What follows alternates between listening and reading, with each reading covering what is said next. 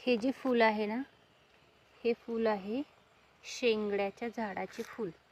आणि बघू शकता अशा प्रकारे व्हाईट फूल लागतं आणि त्यानंतर असे छोटे छोटे जे आहेत ना शेंगड्या, ज्या उन्हाळ्यामध्ये जे आहेत ना आमरसाच्या सीझनमध्ये जो आहे ना भरपूर प्रमाणात मार्केटला येतात.